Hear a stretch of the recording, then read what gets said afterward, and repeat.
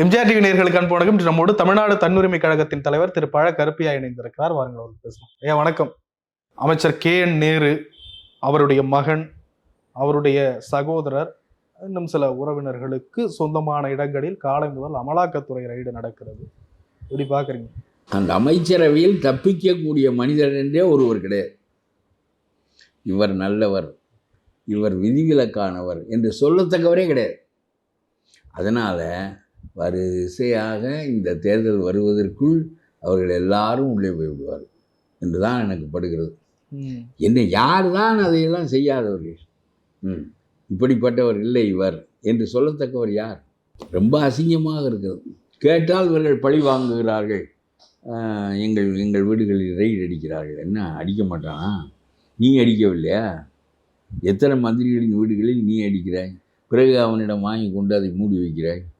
எத்தனை மந்திரிகளின் மீது நீ வழக்கு தொடுத்திருக்க வேண்டும்? அந்த வழக்குகளெல்லாம் ஏன் தொடர்ந்து நடைபெறவில்லை?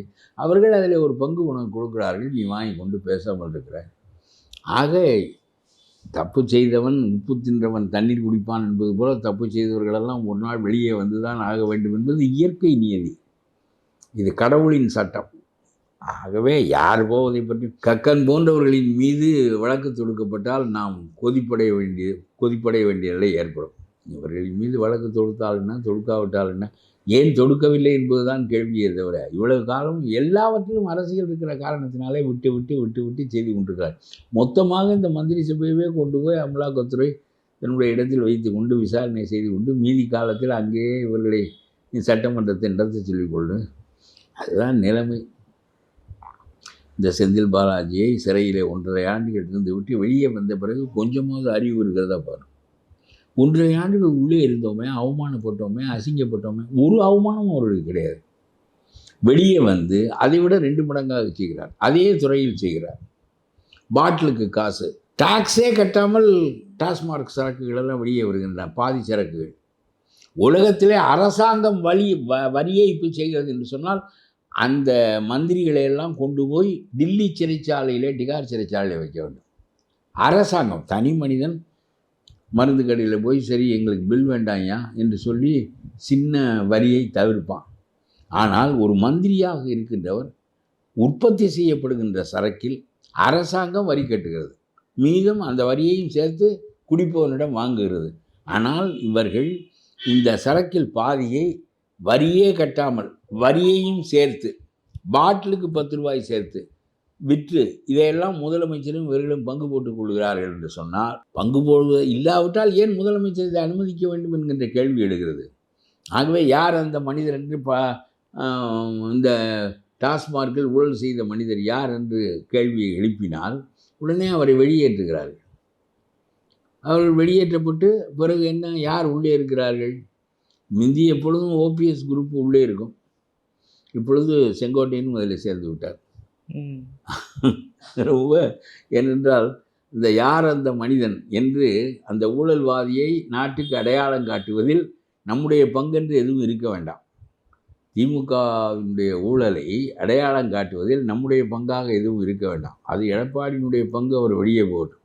நாம் அதில் இது பாருங்கள், இந்த அசிங்கங்களெல்லாம் நடக்கின்ற எல்லாவற்றிலும் அரசியல். ஒரு தப்பானவன் என்றால் அவன் எதற்காக இதை செய்கின்றான்? நாட்டினுடைய பணம் களவாடப்படுகிறது என்று பேச வேண்டிய செங்கோட்டையன் உள்ளே உட்கார்ந்து கொண்டிருக்கிறார்.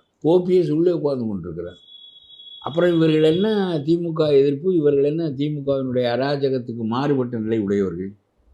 இப்பொழுது அவர்களுக்கு பங்காளி சண்டை தான் பெரிதாக தெரிகிறது. எடப்பாடி செய்வதை நாம் செய்வதா? Edappadi should be singled out. He should be isolated. என்ன அரசியல் இது? என்ன அரசியல்? ஒன்றும் வெல்ல மாட்டீர்கள்.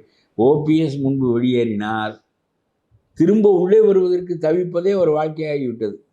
அவர் வெளியேறி முதலிலே ரொம்ப கெத்தோடு தான் வெளியேறினார். பிறகு என்னை சேர்த்துக்கொள் என்று சொல்வதற்கு பதிலாக நம்முடைய கட்சி இணைய வேண்டும் சொல்லுகிறார். சொல்லில்தான் வேறுபாடே தவிர அதனுடைய பொருள் எங்களையெல்லாம் சேர்த்துக்கொள்ளுங்கள் என்பது தான். இத்தகைய நிலைக்கு அவர் ஆளாகிவிட்டார். அது மாதிரி தினகரன் தனி கட்சி ஆரம்பித்து போனார். அவரால் ஒன்றும் செய்ய முடியவில்லை.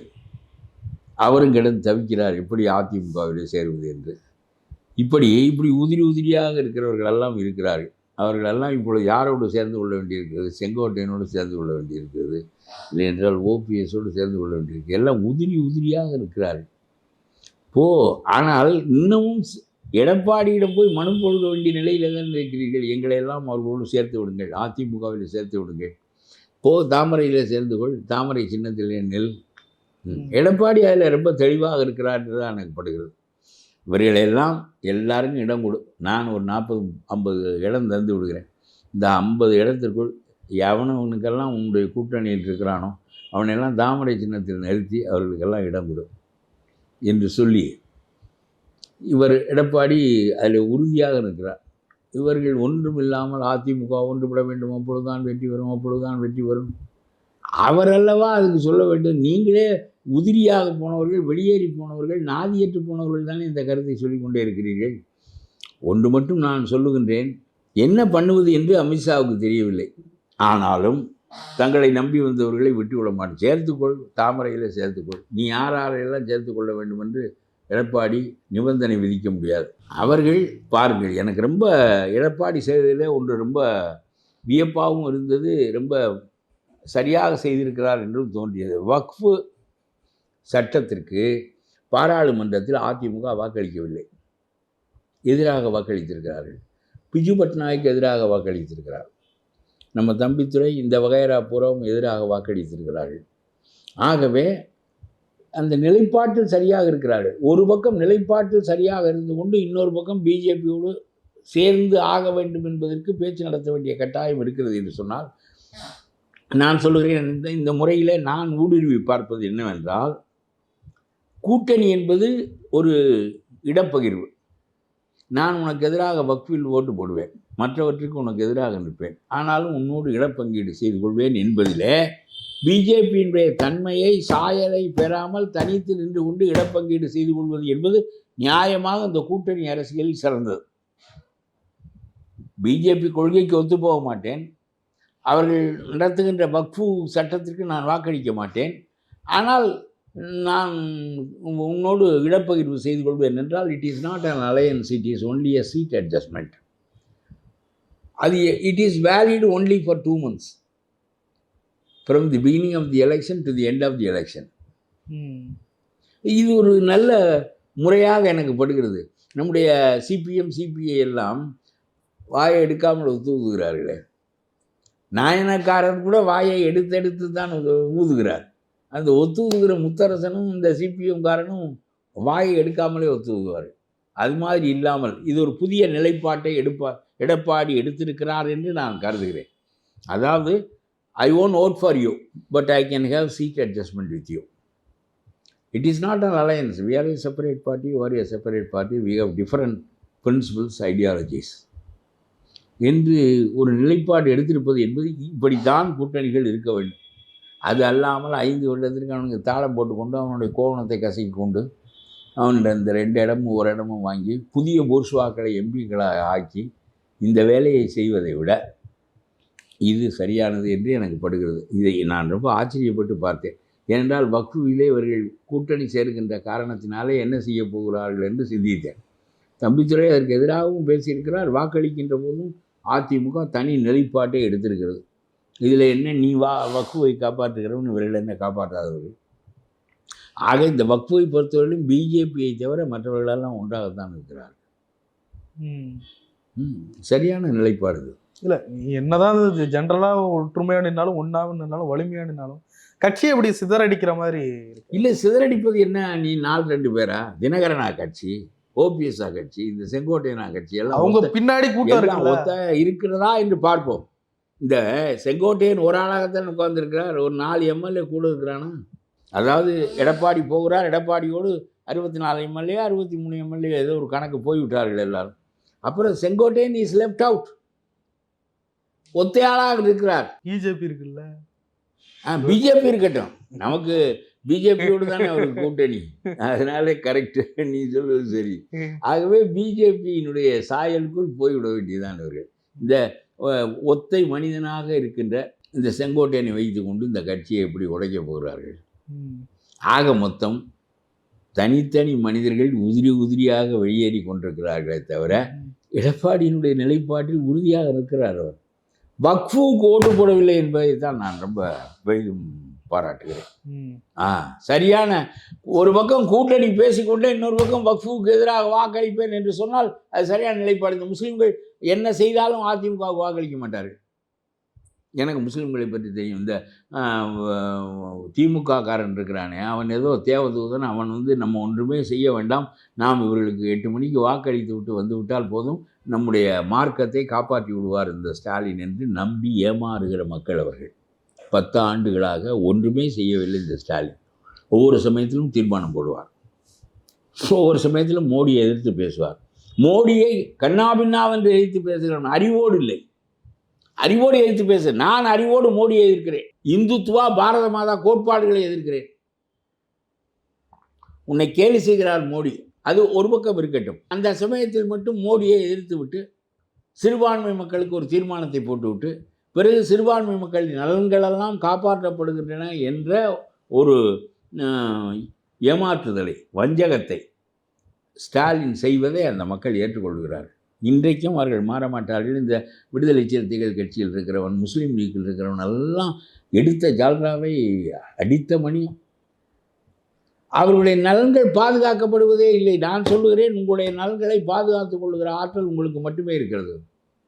நீ திமுகவோடு சேராதே, எந்த கட்சியோடும் சேராதே, நீ இவர்களுக்கெல்லாம் வாக்கை அளிக்காதே, நீ தனித்து நின்று போராடு. உன்னுடைய மக்கள் தொகையின் எண்ணிக்கையின் அடிப்படையில் உன்னால் அந்த போராட்டத்தில் வெற்றி பெற முடியும். 80 லட்சம் பேர் நீ தமிழ்நாட்டில் இருக்கிறாய், 30 கோடி பேர் உனக்கு இந்தியாவில் இருக்கிறார்கள். நீங்களெல்லாம் ஒன்று சேர்ந்தால் உலகம் திரும்பி பார்க்கும், ஐநா சபை திரும்பி பார்க்கும், முகமதிய நாடுகள் திரும்பி பார்க்கும், அமெரிக்கா திரும்பி பார்க்கும், பிரான்ஸ் திரும்பி பார்க்கும். நீங்கள் வேண்டியதை அடைய முடியும். அதை விட்டு இந்த ஸ்டாலின் பின்னால் போய் இன்னும் 20 ஆண்டுகள் ஆனாலும் உங்களுக்கு எதிராக எல்லா சட்டங்களும் நிறைவேற்றப்பட்டுவிடும். எல்லா சட்டங்களும் உங்களுடைய கழுத்தை நெரிக்கும். உங்களால் செய்வதற்கு ஒன்றுமே கிடையாது. நாங்கள் தான் ஸ்டாலினுக்கு ஓட்டு போட்டு விட்டோமே, அது தடுப்பு மருந்து.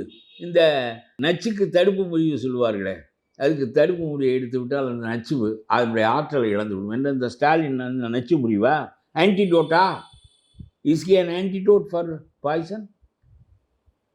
அதெல்லாம் சும்மா ஏமாறுகிறார்கள் இந்த மக்கள்.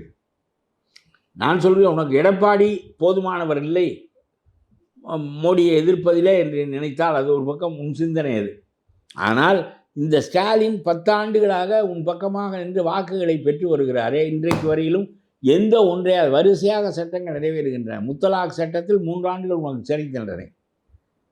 ஏன் தீர்மானம் போடு, முழக்கமிடு, முத்தலாக் சட்டத்தை திரும்ப பெறு என்று. இந்த வக்ஃபோடுவாவது நிர்வாக சீர்திருத்த சட்டம். உன்னுடைய ஆட்களே உன்னுடைய வக்ஃபுவை சுரண்டுகிறார்கள் என்கின்ற அடிப்படையில் கொண்டு வரப்படுகின்ற சட்டம். இதில் வேண்டிய திருத்தங்கள், உங்களுக்கு எது பாதுகாப்பு என்று நினைக்கிறீர்களோ அதை சொல்வதற்கு உங்களுக்கு உரிமை உண்டு. நான் அதை மறுக்கவில்லை.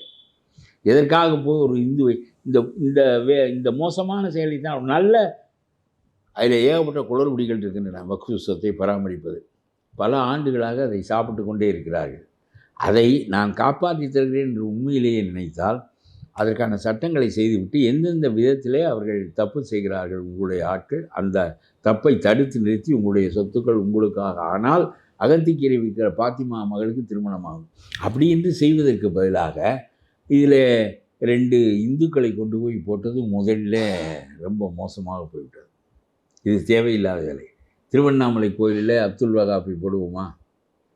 சிதம்பரம் நடராஜர் கோயிலில் அப்துல் ரசாக்கை போடுவோமா? அப்புறம் என்னத்துக்கு நீ இதில் போய் போடுகிறாய்? இது தேவையில்லாத விவகாரங்கள் இவையெல்லாம். இந்த 2 பேர் போய் என்ன செய்ய போகிறான்வன்? 2 இந்து எம்பி எதற்காக அதற்குள்ளே இருக்க வேண்டும்? அவர்களே அவர்களுடைய பார்த்து கொள்ளட்டும். அவர்களில் தப்பானவனை அகற்று. நீ என்னதான் இருந்தாலும் நீ தான் அரசாங்கம். அவனால் தன்னுடைய சொத்தை தன்னாலேயே மீட்டுக்கொள்ள முடியாது. கோர்ட்டுகள் 30 ஆண்டுகளுக்கு நடக்கும். நம்முடைய நாட்டில் கோர்ட்டுகளை நம்பி வழக்குக்கு போனால் அவன் செத்து அவன் மகன் காலத்தில் தான் அந்த வழக்குகளெல்லாம் முடிவுக்கு வரும். அப்பொழுது அந்த வழக்கே புரியாமல் போயிடும். It will become irrelevant. இதுதான் நடக்கக்கூடிய காரியம். ஆகவே அரசாங்கத்தினுடைய அதிகாரத்தை நீ பயன்படுத்தி முஸ்லீம்களுக்கு நன்மை செய்து கொடுக்க முடியும் என்றால் கொடு. அதில் இருக்கிற 2 இந்துவை திணிக்கிறாய். பெண்களை எல்லாவற்றிலும் திணிப்பது உங்களுடைய காலத்தினுடைய ஒரு புதிய பாணி மோஸ்தர். ஆகவே 2 பெண்களை போட்டுக்கொள், அதனால் ஒன்று தப்பு இல்லை.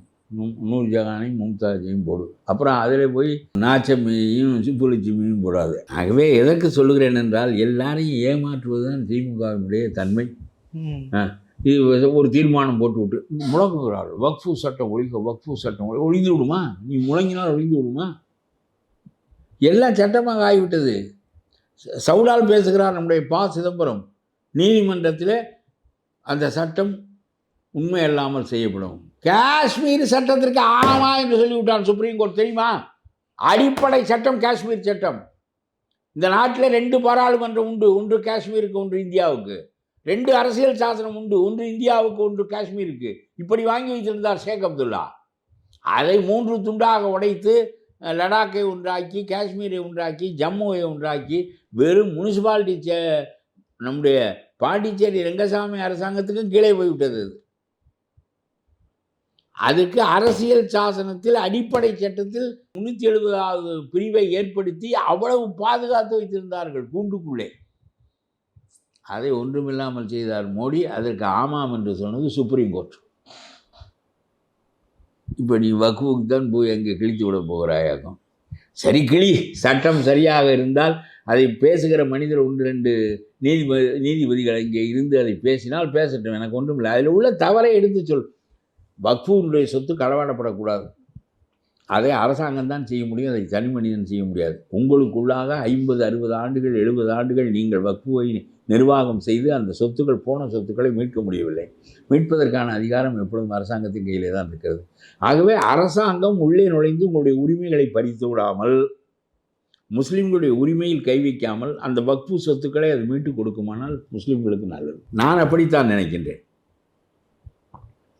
இல்லை, உங்களுடைய முத்தவல்லிகள் அவர்களெல்லாம் ஒரு சொத்து 50 ஆண்டுகளுக்கு முன்பு 2000 ரூபாய் வாடகைக்கு விடப்பட்டிருக்கிறது என்றால், இன்றைக்கு அது 50,000 ரூபாய் வாடகை என்றால் 48,000 ரூபாய் உங்களுடைய ஆளே தனியாக பைக்குள்ளே வாங்கி வைத்துக் கொள்வதன் மூலம் உங்களுடைய வக்ஃபு சொத்தின் பயன் ஏழை பெண்மணிக்கு போகவில்லையே. இவையெல்லாம் நான் என்னுடைய புத்தகத்திலே எழுதியிருக்கிறேன். உலகத்திலே யாரும் சிந்திக்காத அளவுக்கு சிந்தித்தார் நபிகள். இந்த சமூகம் தன்னிறைவு சமூகமாக இருக்க வேண்டும் என்று அவர் விரும்பினார். அதனாலே அரசாங்கம் எதுவாக இருந்தால் என்ன, சீனன் ஆண்டால் என்ன, சிங்களவன் ஆண்டால் என்ன, மோடி ஆண்டால் என்ன, நீ தனித்தீவாக வாழ முடியும், உன்னுடைய சமூகத்தை நீங்களே பராமரித்து கொள்ள முடியும் என்பதற்காகத்தான் ஜக்காத்தையும் வக்ஃபையும் ஏற்படுத்தினார் நம்முடைய நபிகள். ஒவ்வொரு மனிதனும் அவன் எத்தகையவனாக இருந்தாலும் முஸ்லீமாக இருக்க வேண்டும் என்றால் 2.5 விழுக்காடு, 100 ரூபாய்க்கு 2.5 ரூபாய் வரி கொடுக்க வேண்டும், கொடையாக ஏழைகளுக்கு பயன்படுவதற்கு. ஜக்காத் is not a donation, it is a tax to be a Muslim. இல்லாவிட்டால் you cannot be a Muslim. அந்த பணத்தையும் உண்டாக்கி, வக்ஃபையும் உண்டாக்கி, இந்த சமூகம் செல்ஃப் ரிலையன்ட் அண்ட் செல்ஃப் சஃபிஷியண்டாக இருக்க வேண்டும் என்று நபிகள் நினைத்தார். உலகத்தில் எந்த மார்க்க தலைவனும் இதுபோல சிந்தித்ததில்லை. இப்படி ஒரு தன்னிறைவு சமூகமாக அது தனித்து ஒரு தீவு போல, நான் முன்னால் சொன்னது போல, மோடி ஆண்டாலும் சிங்களவன் ஆண்டாலும் சீனன் ஆண்டாலும் தனித்திருக்க முடியும் என்ற அளவுக்கு உருவாக்கப்பட்ட ஒரு சமூகம் தன்னுடைய ஆட்களாலேயே சுரண்டப்படுமானால், அந்த சுரண்டலை மீட்பதற்கு அரசாங்கம் உதவி செய்யுமானால், அந்த அரசாங்கம் நியாயமாக வந்து உதவ வருகிறதா என்பது மட்டும்தான் நாம் சிந்திக்க வேண்டும். நான் சொல்லுகிறேன், இதிலே இந்துவை அதற்குள்ளே கொண்டு போய் போடுவதும், இது மாதிரி 2-3 காரியங்கள் அவர்கள் செய்திருக்கிறார்கள். அதெல்லாம் தேவையில்லாத சங்கதி. அவர்களுக்கு சரி, அவர்கள் வக்ஃபு வாரியம் இருக்கிறது, முஸ்லீம்களே அதை நிர்வகித்துக் கொள்ளட்டும். எங்கேயெல்லாம் தப்பு நடக்கிறது என்று அவர்கள் விண்ணப்பிக்கிறார்களோ அந்த இடத்திலெல்லாம் அரசாங்கம் நுழைந்து சரி செய்ய வேண்டும். இந்திரா காந்தியே இதற்குள் நுழைந்து வக்ஃபு சொத்துக்களை காப்பாற்றி கொடுக்க வேண்டும் என்று விரும்பினார். அதனாலே மாநில அரசாங்கங்களே வக்ஃபுடைய சொத்துக்களை ஆக்கிரமித்திருக்கிறது என்று இந்திரா காந்தி சொன்னார். அவற்றையெல்லாம் மாநில அரசாங்கங்களை விடுவிக்க வேண்டும். பிறர் தனி மனிதர்கள் அந்த சொத்துக்களை ஆக்கிரமித்திருந்தால் அதை விடுவித்து கொடுக்க வேண்டும் என்றெல்லாம் இந்திரா காந்தி எழுதினால் சுட்டுக் கொல்லப்பட்டு சென்று போய்விட்டார். இல்லாவிட்டால் அவர் இதற்கான ஒரு மிகச்சிறந்த திட்டத்தை வடிவமைத்திருப்பார். எதற்கு இதை சொல்கிறேன் என்றால், ஏமாற்றுகிற இதை சொல்லி சும்மா வக்ஃபு சட்டத்தை திரும்ப பெறு என்று முழங்குவதன் மூலம் நீ ஒரு சட்டத்தை ஒன்றையும் மீட்டு கொடுக்க போவதில்லை. இந்த முஸ்லீம்களை கடைசி வரையிலும் கைக்குள்ளே வைத்துக்கொண்டு நீ ஓட்டு போட்டு நீங்கள் பூராவும் பெருங்கொள்ளை அடிப்பீர்கள். பெருங்கொள்ளை ஆற்று மண்ணில் அடிப்பீர்கள், காட்டில் அடிப்பீர்கள், மலையில் அடிப்பீர்கள், எல்லாவற்றிலும் அடிப்பீர்கள்.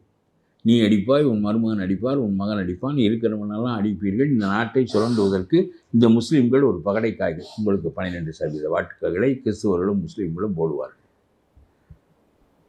ஆகவே அது பெரிய கூட்டணிக்கு சமமாகி விடுகிறது. ஒரு 7 கட்சிகளை சேர்த்து 10% தான் இருக்கிறது. முஸ்லீம் மைனாரிட்டி ஓட்டு 12% இருக்கிறது என்று சொன்னால் அது நல்லது தானே. இதை ஏமாற்றி இவர்களை வைத்துக் கொள்கின்ற வரையிலும் இந்த பயனை அவர்கள் பெறலாம். நான் சொல்லுகிறேன், வக்ஃபு சட்டத்தை எதிர்த்து போராடு. அதற்குள்ளே மற்றவன் திணிக்கப்பட்டதை நாம் ஏற்றுக்கொள்ள வேண்டாம். இப்படி அதில் என்னென்ன தவறுகள் அந்த வக்ஃபு சட்டத்தில் இருக்கின்றனவோ அவையெல்லாம் நீக்கப்பட வேண்டும் என்று சொல். ஆனால் அரசாங்கத்தினுடைய முழு உதவியும் இல்லாமல் அரசாங்கம் நமக்கு ஏவலாக குறுக்கிட வேண்டுமே தவிர, வக்ஃபு சட்டத்தில் பித்தலாட்டம் செய்கின்ற மனிதனுக்கு எதிராக குறுக்கிட வேண்டுமே தவிர, வக்ஃபு சொத்தை ஆக்கிரமிப்பதோ வேறு ஏதோ செய்யக்கூடாது. நம்மிலே முத்தலாக்காக இருக்கிறவன் அந்த ரூபாயை பிடுங்கி சாப்பிடுகிறானே, 50 கோடி ரூபாய் பெருமான சொத்துக்கு 2 கோடி ரூபாய் விலை வைத்து விட்டு 48 கோடி ரூபாயை சூறையாடுகிறானே, அவனை பிடிப்பதற்கு இந்த அரசாங்கத்தினுடைய துணை இருக்குமானால் நாம் அதை ஏற்றுக்கொள்ளலாம்.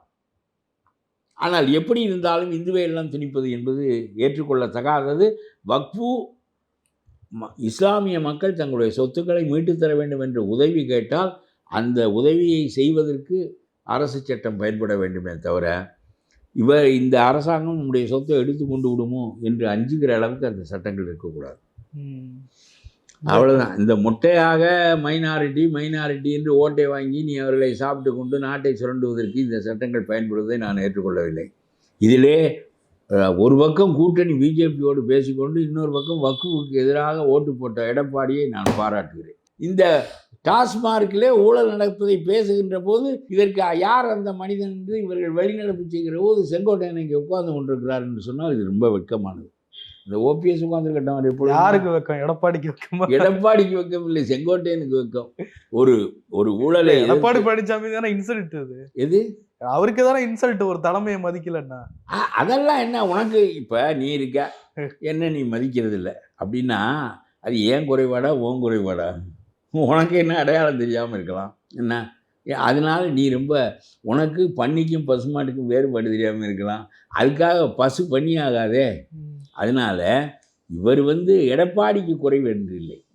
செங்கோட்டையன் அவையிலேயே உட்கார்ந்திருந்தது எடப்பாடிக்கு குறைவில்லை. அது செங்கோட்டையனை அடையாளம் காட்டுகிறதே தவிர எடப்பாடி அந்த ஊழலை எதிர்த்து வெளிநடப்பு செய்கிறார். பேச விட மாட்டேன் என்பது அந்த அப்பா இருக்கிறாரு, அது ஒரு தாளங்காயுது.